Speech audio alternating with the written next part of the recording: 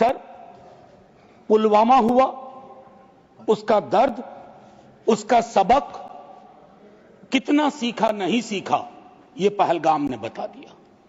Sir, ये पहलगाम जो हुआ वो इस देश की सामूहिक पीड़ा थी, सामूहिक पीड़ा। वो 26 परिवार देश की पीड़ा के प्रतीक बन गए। उनकी पीड़ा उनकी व्यक्तिगत पीड़ा नहीं रही, हम सब की पीड़ा रही, आपकी रही, मेरे रही, हमारे बगल में बैठे हुए नए सदस्य कमल हसन साहब की रही। सर, अब समय आ गया है एक बार पूरा सदन, आज ही नहीं आज से पूर्व की सारी घटनाओं से लेके पहलगाम तक लोगों को कहे हम क्षमा प्रार्थी हैं, हम इतिहास से सबक नहीं लेते। माफीनामा आवश्यक है, किसी व्यक्ति को नहीं कह रहा हूं, किसी दल को नहीं, सबके लिए कह रहा हूं, सदन की ओर से यह माफीनामा जाना है। जान चली जाती है। सर, मैं क्या कहूं, खुफिया एजेंसी को कोई कहता है जानकारी थी तो उस इशारे पर इरादे क्या बने, किस प्रकार की कोशिश हुई, हम आज तक क्लूलेस हैं, आज तक क्लूलेस हैं।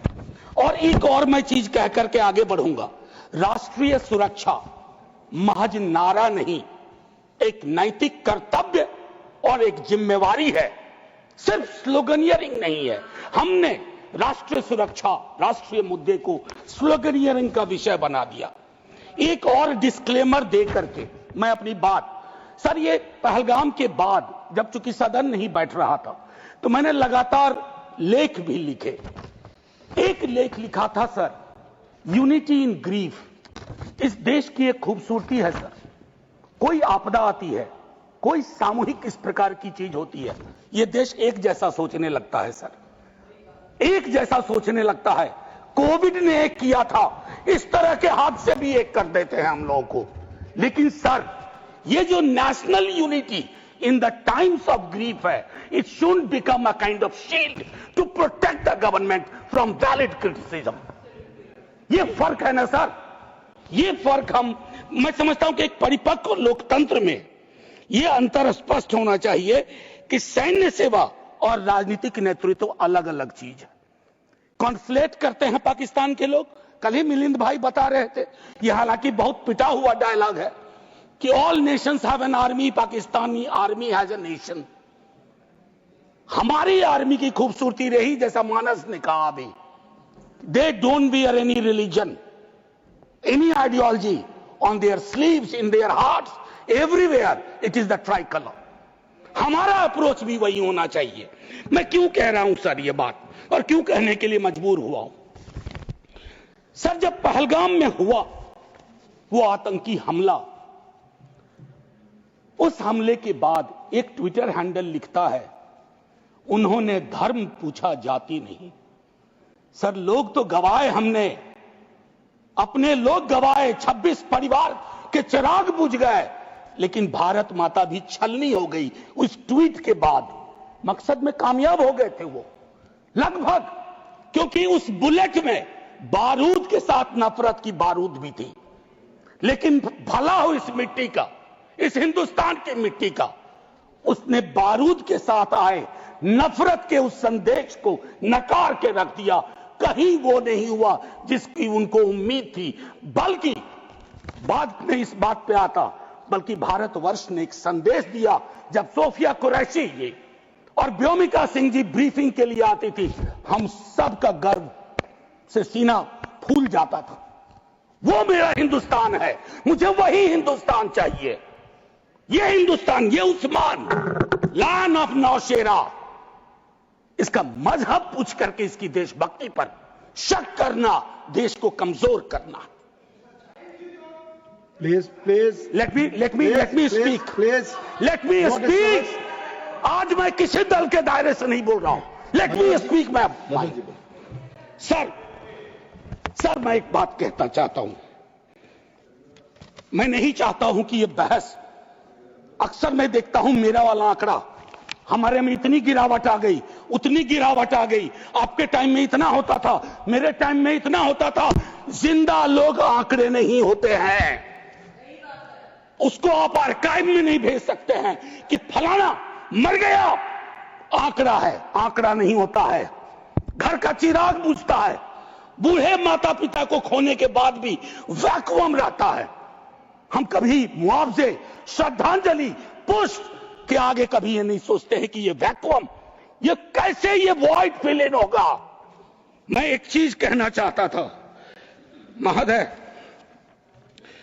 सच तो यह है कि जवाबदेही तय नहीं होती है। मैं अक्सर देखता हूं, मैंने अपने नेता से भी पूछा, कुछ पार्थिव शरीर बिहार आ रहे थे।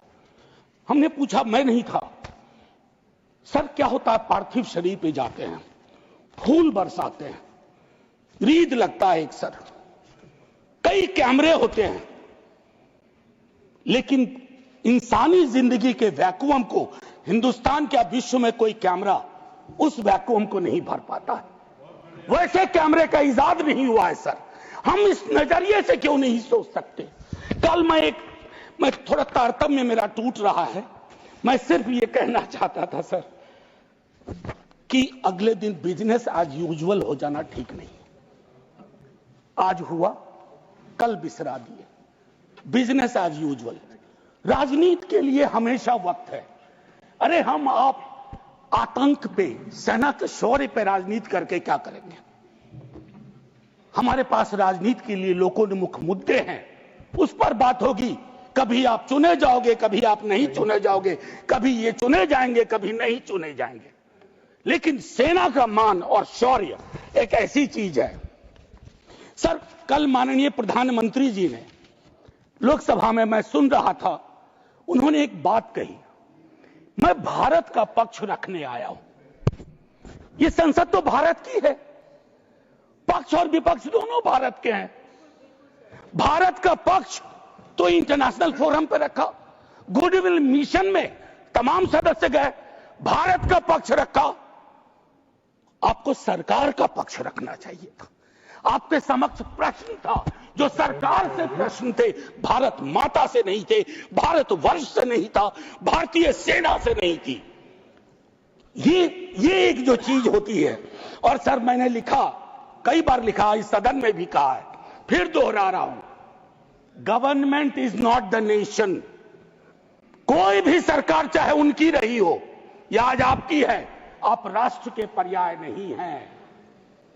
हम कल खेल में हो या ना हो, हम में से बहुत लोग नहीं रहेंगे, सरकार भी बदल जाएगी, पार्टियां विलुप्त हो जाएंगी, लेकिन ये देश तो भाई रहेगा। इसकी मिट्टी अद्भुत है, ये जिंदा रहेगा। तो देश रहने दीजिए, सरकार अपनी बात करे। और एक बात तो मैं और कहूंगा, क्या ही कहूं, नेहरू लाइफ वेस्ट है इस सरकार की। वो जो हवाई जहाज में जब हम लोग बैठते हैं तो कहते हैं कि अगर जहाज डूबने के क्रम में लाइफ वेस्ट को ऐसे फूकिए, फुला लीजिए ताकि पानी में उतरने में, नेहरू बार बार आ जाते हैं।